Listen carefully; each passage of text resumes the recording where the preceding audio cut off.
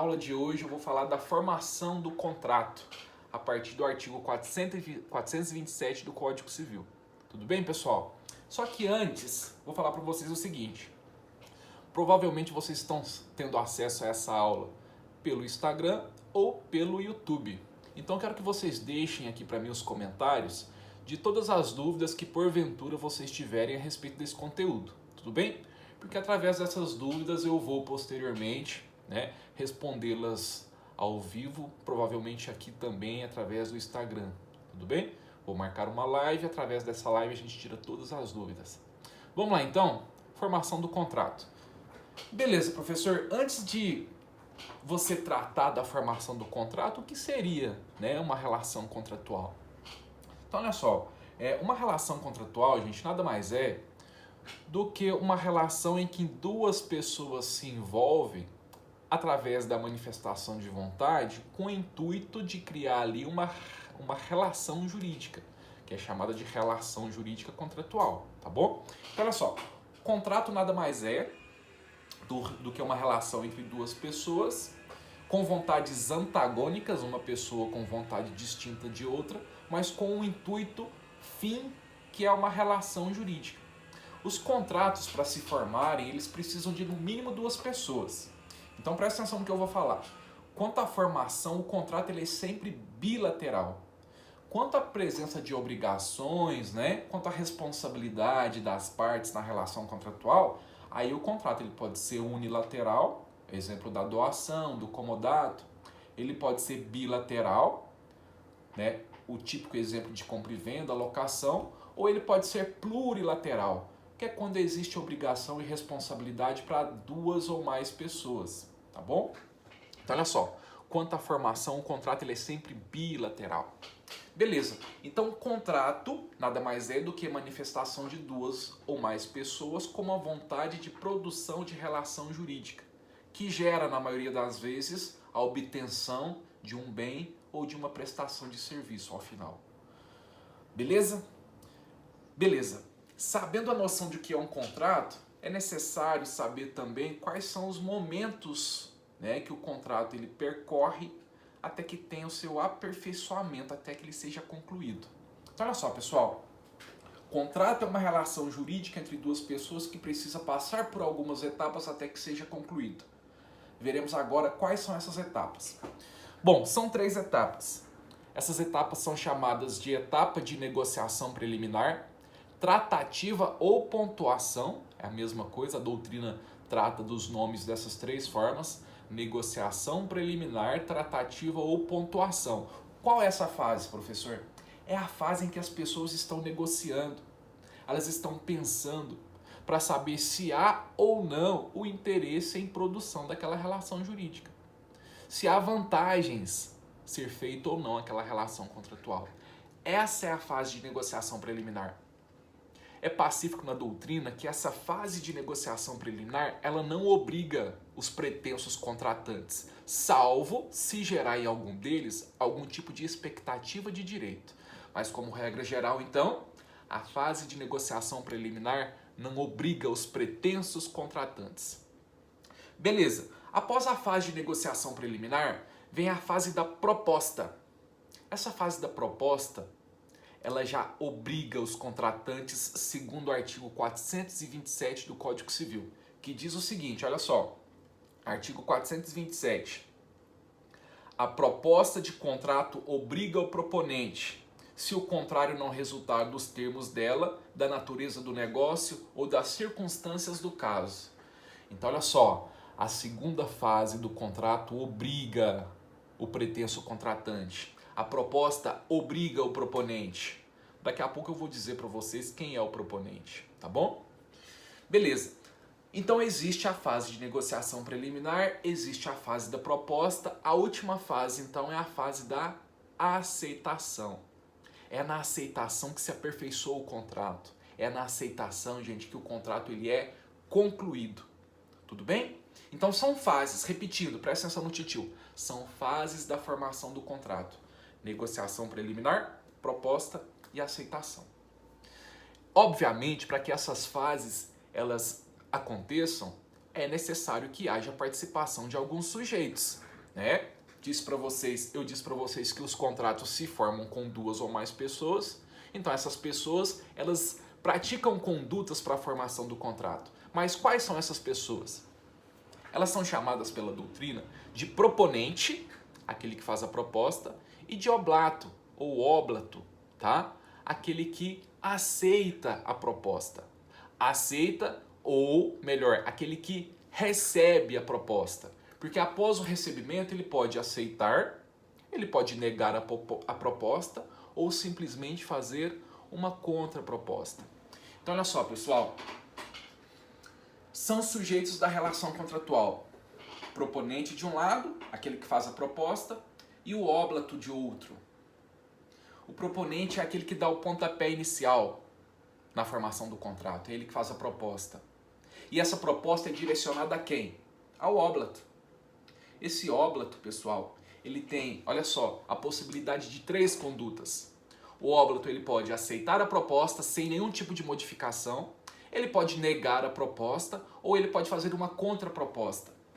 E essa contraproposta nada mais é do que mudar as características da primeira proposta inicial, efetuando-se uma contraproposta. Daqui a pouco vou falar também para vocês da aceitação e das formas de aceitação. Então olha só, tá claro que existem 2 sujeitos na formação do contrato? Proponente, quem propõe, e óblato. E óblato, que é quem recebe a proposta. Se ele aceita, o óblato automaticamente ele se transforma em aceitante. Tá bom? São esses 2 sujeitos, óblato e aceitante. Beleza. O artigo 427, então, ele diz de maneira muito clara que a proposta obriga o proponente. Certo? Vamos passar adiante então, pessoal.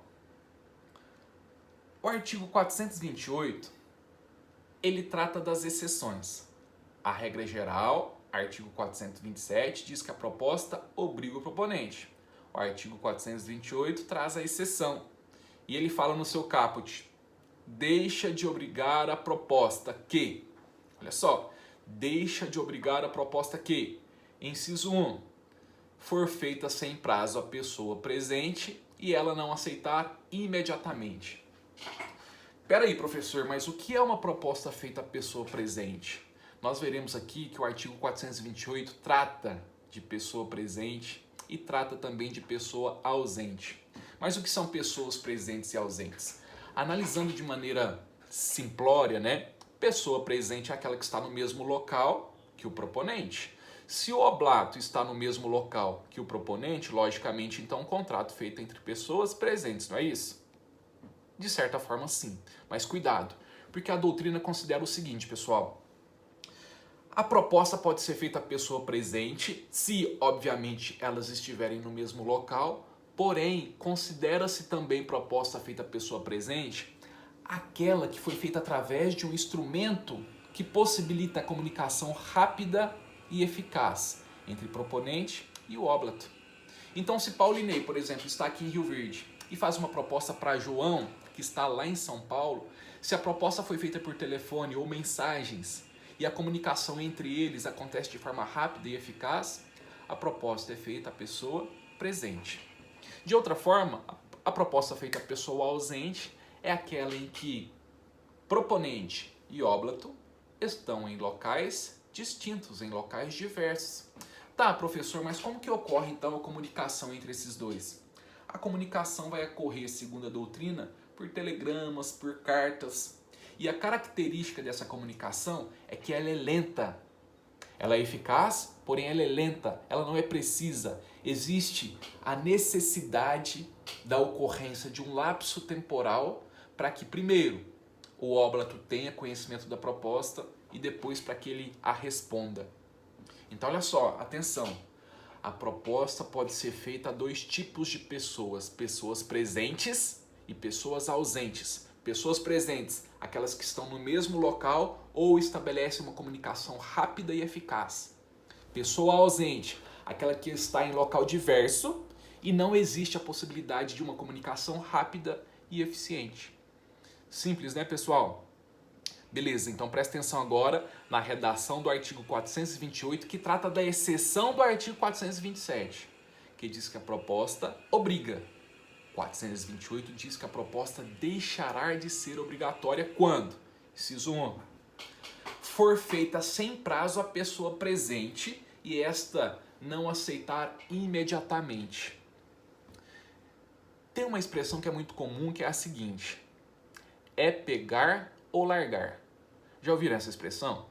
Ela tipifica basicamente o inciso 1 do artigo 428. Inciso 1 do artigo 428. Olha só, gente. A proposta não obriga se for feita a pessoa presente e ela não aceitar imediatamente.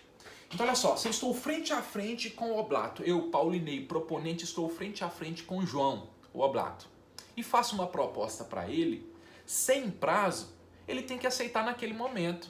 Se ele não aceitar imediatamente, a proposta deixa de ter validade. Muito simples. Agora, é lógico, se a proposta foi feita a pessoa presente com prazo, aí ela terá validade enquanto durar o prazo. Por exemplo, Paulinei faz a proposta a João e estipula nessa proposta a pessoa presente 10 dias para que ele resolva a respeito do aceite ou não. Então, dentro de 10 dias, existe o período de duração da proposta. Então, nesse período de 10 dias, a proposta irá obrigar. Claro? Repito, proposta feita à pessoa presente sem prazo, só obriga o proponente naquele momento. Se naquele momento o oblato não aceitou, depois a proposta deixa de obrigar. Perfeito, gente? Agora, olha só. Os próximos dispositivos do artigo 428 trata não da proposta feita à pessoa presente, mas da proposta feita à pessoa ausente. Veja só. 2. Se feita sem prazo a pessoa ausente, tiver decorrido tempo suficiente para chegar à resposta ao conhecimento do proponente. Então, olha só. Pensa comigo. Proposta feita à pessoa ausente. Significa dizer, então, pessoal, que a proposta foi feita do proponente e o oblato está em outro local, sem a possibilidade de uma comunicação rápida e eficaz. Qual que é a forma de comunicação? Cartas ou telegramas. Ou seja, contrato feito com pessoa ausente. O que o Código Civil fala? Para que o proponente não fique eternamente obrigado ao oblato, o legislador estipulou um prazo. Só que ele não tratou de definir qual o prazo. Ele falou que há a necessidade de conceder ao proponente e também ao oblato um prazo hábil. Só que não menciona qual é o prazo hábil. Então depende de cada caso, tá? Esse prazo hábil é o prazo necessário para a proposta, carta, chegar até o oblato, para que ele tenha ciência do conteúdo, para que ele pense a respeito da proposta e para que ele tenha condições de responder. Então, cada caso é um caso. Cada caso terá um prazo hábil. O que não pode é a proposta deixar de ter validade sem que esse prazo hábil tenha decorrido. Tudo bem? 3 agora. Se feita a pessoa ausente, não tiver expedida a resposta dentro do prazo dado. Então, 3 do artigo 428. Se a proposta for feita à pessoa ausente, com prazo, e a resposta não foi expedida dentro desse prazo, a proposta, mais uma vez, deixa de obrigar. Outro exemplo, Paulinei fazendo proposta para João. Paulinei, pessoa ausente, faz uma carta. E na carta, Paulinei deixa claro que o João tem prazo de 10 dias após o recebimento desta para aceitar a proposta. Transcorre os prazos de 10 dias, transcorre o prazo de 10 dias e o João não responde a proposta. Nesse momento, a proposta deixa de ter validade. Tá bom, pessoal?